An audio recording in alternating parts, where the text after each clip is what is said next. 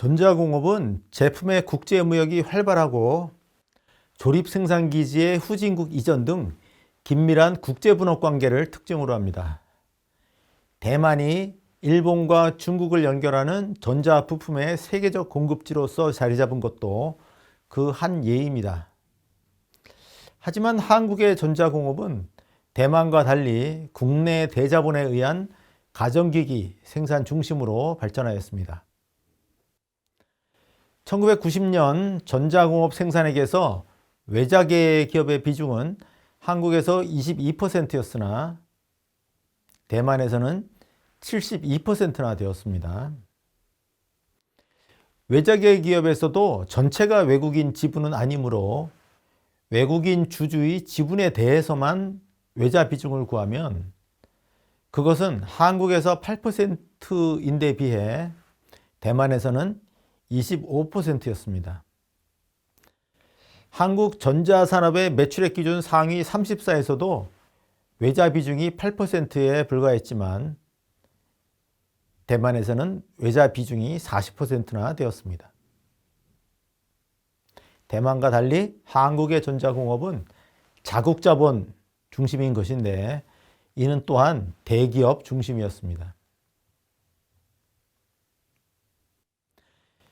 전자기업 간 매출액 격차를 보여주는 지표로서 매출액 변동계수인 매출액의 표준 편차를 평균으로 나눈 것은 1992년 한국이 2.77로서 대만의 1.77보다 훨씬 더 높았습니다. 한국 전자기업은 대기업, 중소기업 간 매출 격차가 큰 것인데 같은 해 업계 상위 64의 평균 매출액은 한국이 5.1억 달러로 대만 2.6억 달러의 2배였습니다. 한국은 압도적으로 삼성, LG, 대우 등의 대기업 중심인 것입니다. 그런데 1960년대 말까지도 한국의 전자공업은 이러한 국내 대자본 중심이 아니었습니다. 금성사를 제외하곤 대기업이라 할 만한 것이 없었고 또 1960년대 후반에 전자부품업을 중심으로 외국인 직접 투자가 활발했습니다. 이것이 1970년대에 국내 대자본 중심으로 바뀐 것입니다. 여기에는 한국 정부가 중화공업화를 추진하면서 국내 산업 보호와 한국 기업의 경영권 확보를 최우선시해서 각종 규제책을 쓴 것이 일조하였습니다.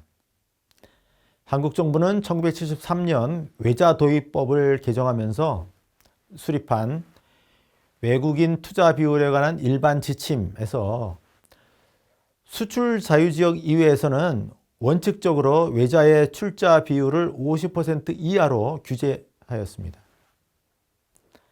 합작기업에서 외국인이 경영권을 갖지 못하도록 하자 외국인 투자 유인이 약화되었고 외국계 대기업이 진출하지 못한 공백을 국내 대기업이 차지하였습니다. 한편 전자공업에 대해서는 다른 주요 산업에 비해 정부가 재정적으로나 제도적으로 지원한 것이 작았습니다. 정부 관료가 산업에 관여하는 바가 작았고 기업도 대부분 정부의 자금 지원 없이 자체 자금으로 산업을 일으켰습니다. 정부보다는 기업의 주도성이 더 두드러졌습니다.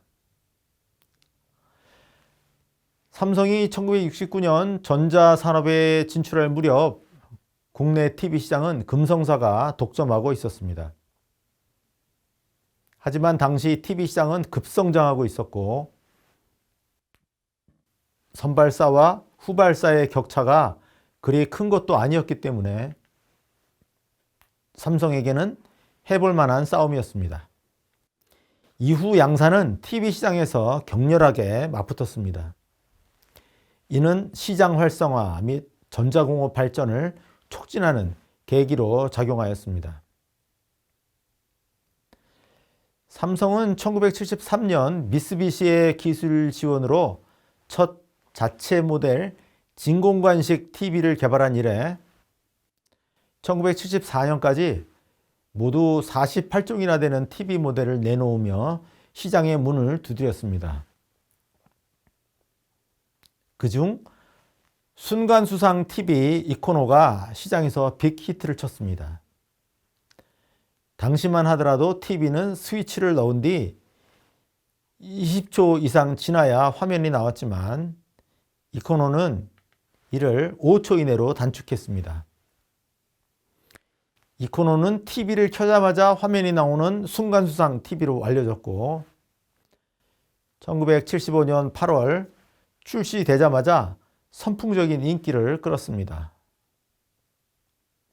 그 후 1978년 삼성의 TV 총 생산량이 100만 대를 돌파하여 118만 대의 금성에 육박했습니다. 금성사와 삼성은 컬러 TV 개발을 놓고도 맞붙었습니다. 먼저 컬러 TV 개발에 나선 금성사가 RCA와 특허권 문제로 시간을 끄는 사이 1976년 6월 삼성전자가 먼저 14인치 컬러 TV 시제품 개발을 완료하고 1977년 4월부터 양산에 나섰습니다. 금성은 삼성보다 5개월 뒤처졌습니다. 후발 삼성이 TV 분야에서 창업 8년 만에 18년 차에 업계 선두기업을 따라잡은 것이었습니다. 이 컬러 TV는 수출용이었습니다. 컬러 TV 수출은 1975년 780만 달러였으나 1978년에는 9,370만 달러로 급증하였습니다. 컬러 TV 생산을 먼저 시작한 삼성은 정부에 컬러 TV 방송을 요청한 반면 금성사는 그를 반대했습니다. 이에 대해 박정희 대통령은 흑백 TV도 못 보는 국민이 많은데 컬러 TV 방송이 계층 간 위화감을 조성할 수도 있다고 해서 컬러 TV 방송을 허용하지 않았습니다. 정부는 박 대통령 서거 1년 후인 1980년 11월이 돼서야 비로소 국내 컬러 TV 방영을 허락하였습니다. 금성사와 삼성전자는 1980년대에 국내 컬러 TV 시장을 놓고 또다시 치열한 경쟁을 벌였습니다. 이처럼 정부의 제도적 지원, 미국과 일본 기업들의 투자와 국내 대기업의 진출 등으로 기반이 구축되자 1970년대에 전자제품의 생산과 수출이 비약적으로 늘었습니다. 우선 전기 전자기기 생산액은 1970년부터 1979년까지 실질치로 15.3배가 되어 4.5배로 커진 제조업 중에서도 가장 높은 증가율을 보였습니다. 전기 전자기기 제조업은 제조업 중 1970년 1%의 비중에 불과했으나 1979년 3.5%로 아직 절대치는 작지만 그 비중을 크게 늘렸습니다. 부문별로는 특히 가정용 기기와 산업용 기기의 성장률이 높아서 1970년대와 1980년대의 20년간 각기 30배 이상 성장했습니다. 반면 전자부품은 이 20년간 20배 정도로 성장률이 다소 낮았습니다. 가정용 기기의 비중이 커지고 전자부품의 비중이 작아졌습니다. 이 추세는 1990년대 반도체 생산이 늘면서 다시 역전되어 전자부품의 비중이 커집니다. 전자제품 수출액은 1970년 5,500만 달러였으나 1972년 1억 4,200만 달러, 1976년 10억 3,700만 달러, 1979년 18억 4,500만 달러로 급증했습니다. 수출 제품 구성도 1970년대 초에는 집적 회로와 개별 반도체 등 전자 부품 위주였으나 그 후 흑백 TV와 녹음기 등 가전 완제품의 수출이 급증했습니다. 1968년 수출 중 트랜지스터 비중은 28%, 집적 회로는 48% 등 압도적으로 전자 부품이었으나 1980년에는 가정용 기기가 49%로서 전자 부품 45%를 앞질렀으며 1987년에는 산업용 기기의 수출 증가에 따라 가정용 기기 비중이 44%로 다소 낮아졌으나 전자 부품은 38%로 뚝 떨어졌습니다. 가정용 기기, 산업용 기기, 전자 부품이 균형을 이루는 쪽으로 수출 상품 구조가 바뀌었습니다. 생산액 대비 수출의 비중은 1970년 52%에서 1973년 80%로 상승했다가 1976년에 73%, 1979년에 56% 등 1980년대 초까지 낮아졌습니다. 그 후는 1980년대 말까지 다시 상승 추세를 보였습니다. 즉, 전자공업은 1970년대 전반에는 수출을 기반으로, 후반에는 내수 호황을 기반으로, 그리고 1980년대 전반부터는 다시 수출을 기반으로 성장하였습니다. 1970년대 후반에는 전자교환기 국산화에 착수하였습니다. 이것이 훗날 한국이 세계적인 통신 강국이 되는 출발점이 되었습니다.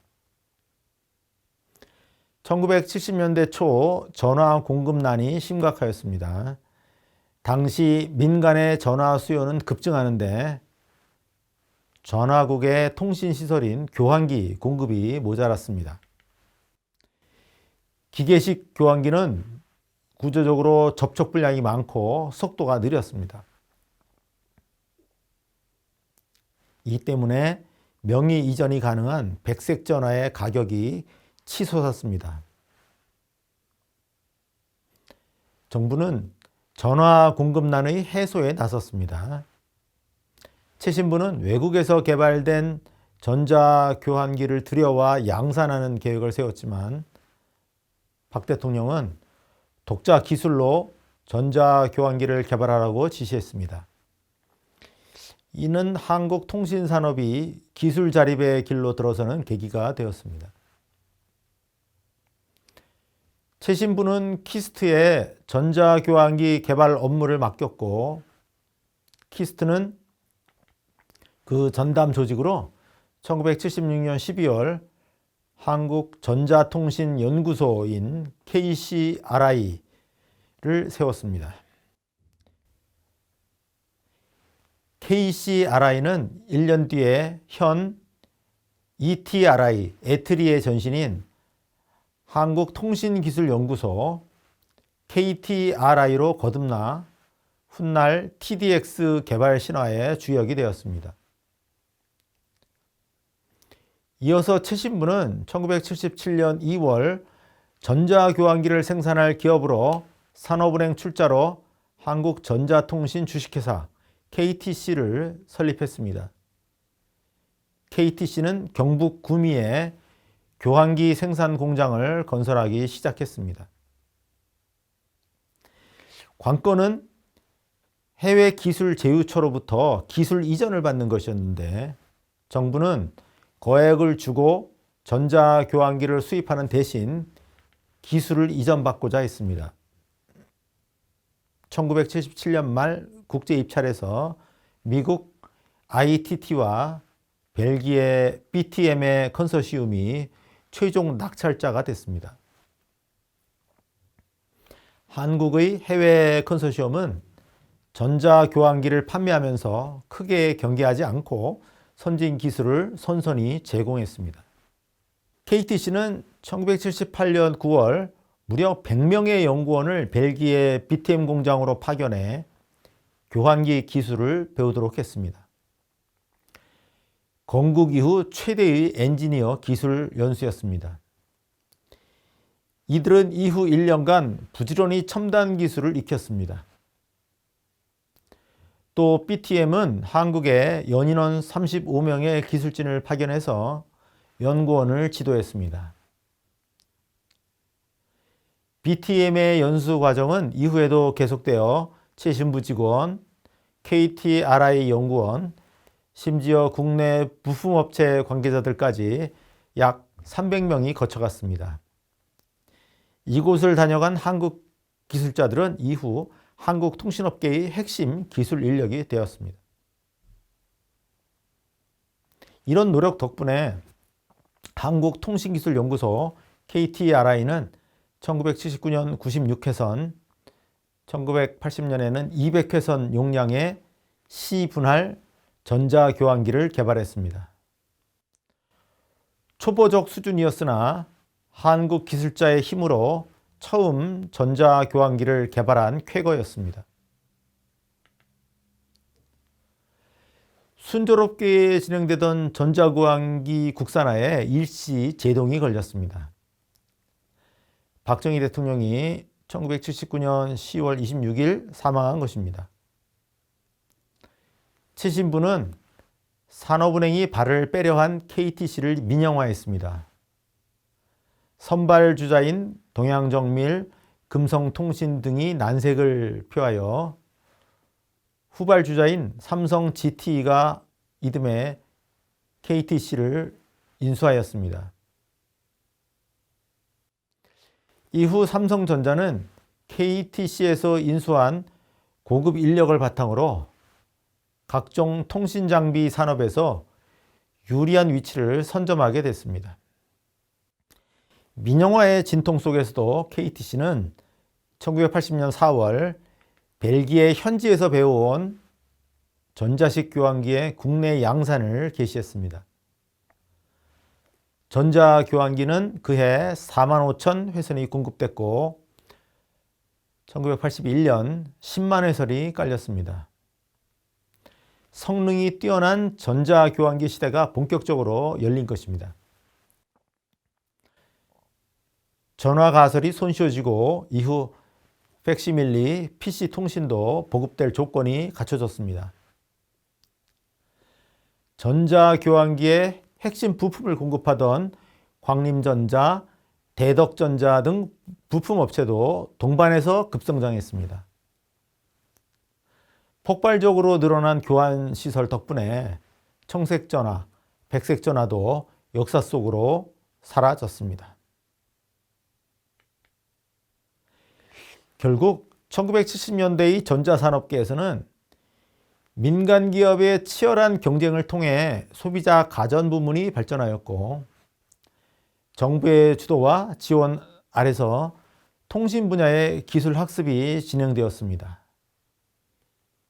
이때 뿌려진 씨앗이 1980년대와 1990년대에 싹트고 꽃피어 2000년대에 열매를 맺게 되었습니다.